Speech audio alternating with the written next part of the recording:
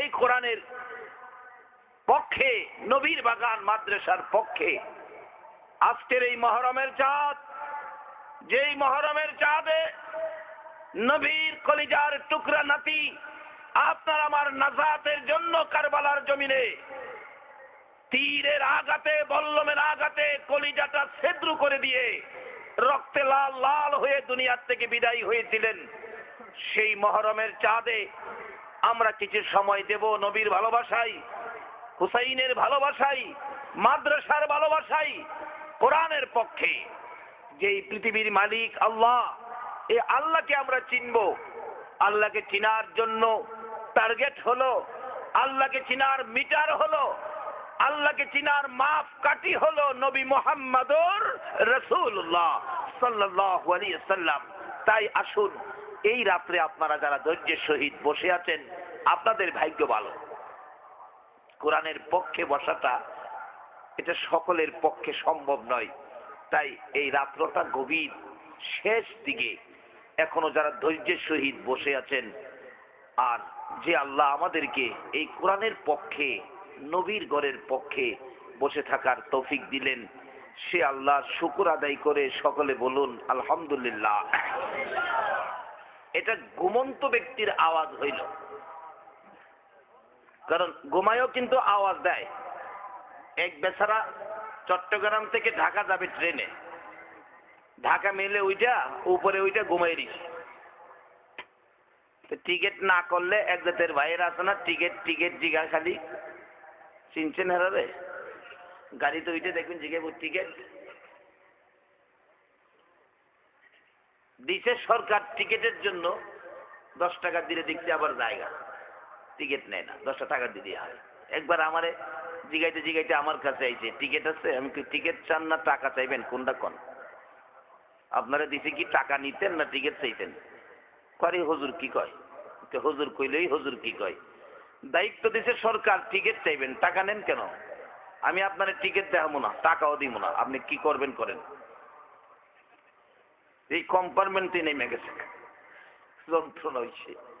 টাকাও দিছি না, টিকিট আছে, আমি টিকিটও দেখাইছি না। আপনি টিকিট দেখতে চাইছেন, টাকা চান কেন? ভদ্রলোক ঘুমাই দিয়েছে, ডাক্তাইতেছে আঙ্গুলটা, টিকিট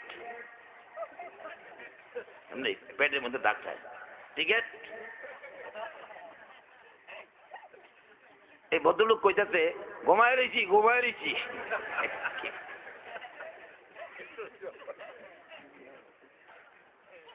এবার কয় ঘুমাই রয়েছি, টিকিট চেকার যে টিটি, টিটি কয় তে ঘুমাই রয়েছে, তুমি কথা কও কেমনে? ভাইজান আমি ঘুমাই রয়েছি, কথাগুলি সজাগ। হ্যাঁ ঘুমাই রয়েছে, কথাগুলি বলে সজাগ। মানে আপনারা কি আবার হেই কিসিমের নি? হুজুর আমরা ঘুমাইতেছি, কানগুলি সজাগ। আপনার এখন সজাগ না ঘুমো? বাবারে এখন আর ঘুমাইলে চলবে না, বিশ্ব মুসলিম জাগ্রত হতে হবে। আজকের পত্রিকা যারা দেখেছেন, চোখের পানি রাখার মতো নয়। ইসরায়েল বাহিনী গাজায় ঢুকে আমাদের মুসলমান মা বোনদের ইজ্জত নষ্ট করতেছে। তাদের ট্যাঙ্ক, বিমান, স্থল বাহিনীর গুলি বর্ষণে মায়ের কুলের শিশুরা পর্যন্ত প্রাণ দিতেছে।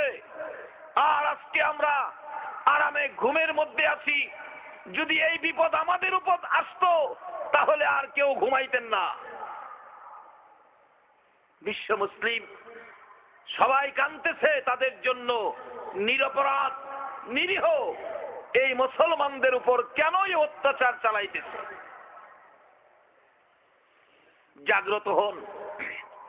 ওই জাতীয় শয়তানদের আক্রমণ থেকে আল্লাহ আমাদের ঈমান, আমল, আমাদের জান মাল, আমাদের মা বোনদের ইজ্জত, কচি কচি বাচ্চাদের জীবন রক্ষা করুক। সকলে বলুন আমিন।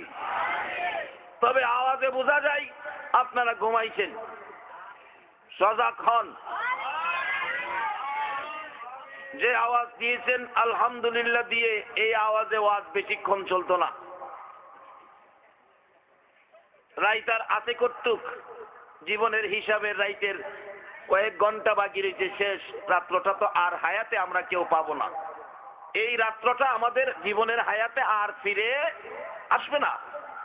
কাজী এই রাত্রটা আজকে কোরআনের পক্ষে দিয়ে দেই।